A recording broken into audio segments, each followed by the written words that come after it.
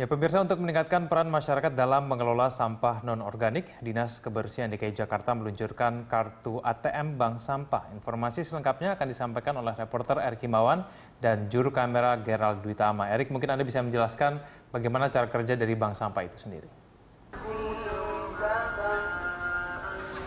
Ya, Egan, di sini yang menarik dari Dinas Kebersihan Pemprov DKI Jakarta saat ini sedang meluncurkan salah satu program, yaitu Bank Sampah. Di sini masyarakat Jakarta bisa berbondong-bondong untuk menabungkan sampahnya ke bank sampah yang ada di Pemprov DKI Jakarta ini dengan harga yang bervariasi.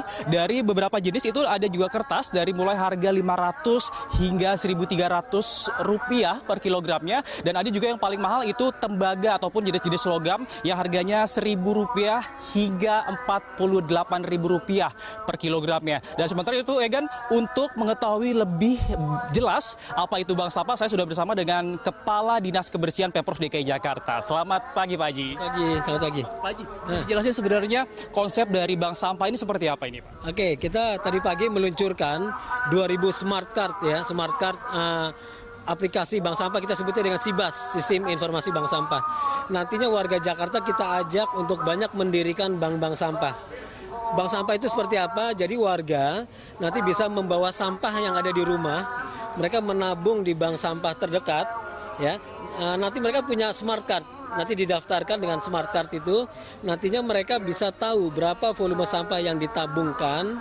Kemudian dari smart card itu bisa terlihat jelas berapa nilai rupiah yang bisa diakumulasikan dari sampah yang ditabungnya. Sampahnya itu bisa sampah organik maupun sampah anorganik. Ya, saat ini di Jakarta baru ada sekitar 200-an bank sampah. Kita berpikir nantinya DKI Jakarta punya banyak bank sampah baik di semua sekolah-sekolah, ada di kantor-kantor kelurahan, di pasar-pasar, ya, di perkantoran dan lain-lain. Artinya di RT, RW, di PPSU dan semuanya semua bergerak untuk bisa mereduksi sampah yang ada di masing-masing rumah tangganya, di RT-nya, di RW-nya.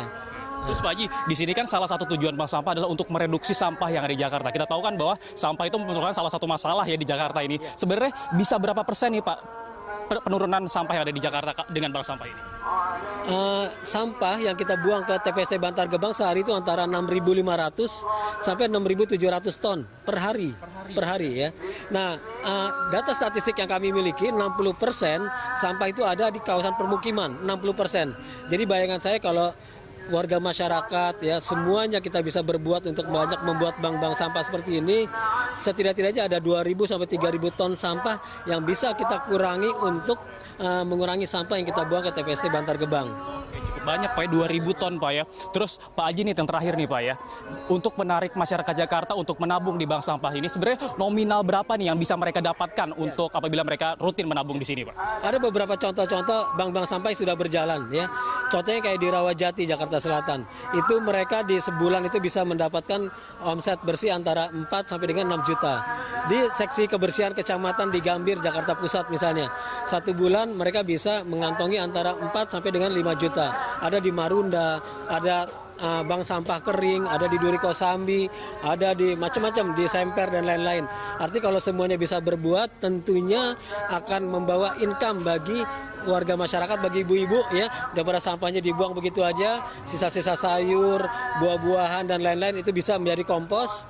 Kemudian sisa-sisa botol-botol plastik, kertas, koran dan lain-lain itu bisa ditimbang masuk nanti menjadi tabungan bank sampah. Kedepan Pak Gubernur menginginkan, kami sedang menyusun regulasinya, ada yang namanya kita sebut dengan insentif dan disinsentif. Kita bicara insentif bagi bank sampah yang bisa mereduksi sampah, misalnya sampahnya habis 1 ton di bank sampahnya saja, yang harusnya kami bayar tipping fee ke Bantar Gebang 133.000 di tahun 2016 ini, bisa saja bank sampah itu kita berikan uang yang 133.000 per ton itu kepada bank sampah, daripada harus dibuang ke TPST Bantar Gebang. Oke, menarik sekali nih Pak Haji. Terus ada satu lagi nih Pak yang menarik perhatian saya. Di sini kan saya sebagai warga Jakarta baru melihat nih betapa ada perbedaannya. Beberapa tahun lalu kondisi Jakarta kotornya seperti apa, saat ini seperti apa. Sebenarnya apa sih yang dilakukan dari Dinas Kebersihan yang dilakukan di Jakarta ini? Ya. Yang saat ini kami lakukan, pertama kami membagi habis tugas kepada seluruh aparat kebersihan yang sampai ke level kecamatan. Yang kedua, kami mengoptimalkan sarana prasarana yang ada. Jadi penanganan kali, sungai, waduk, danau, penyapuan darat, kami punya banyak alat berat untuk membersihkan sampah-sampah di kali sungai, termasuk di pesisir pantai dan Kepulauan Seribu. Kemudian kami juga setiap malam jam 12 malam sampai jam 5 pagi, kami kerahkan 30 kendaraan road sweeper, street sweeper kami yang membersihkan jalan-jalan protokol, flyover, underpass. Jadi dari malam sampai subuh jalanan sudah bisa kita bersihkan dan disambung dengan para penyapuan darat. Lain daripada itu kami juga mengoptimalkan peran dari jajaran pemerintahan, kelurahan, kecamatan, PPSU. Kita bekerja sama dan yang terpenting kami menggunakan sosial media. Kami punya Twitter, kami punya Pet, kami punya Instagram dan lain-lain untuk mengajak masyarakat, ayo bersihkan sampah Jakarta. Oke, Pak, terima kasih banyak Pak atas informasi yang mengenai ini ya.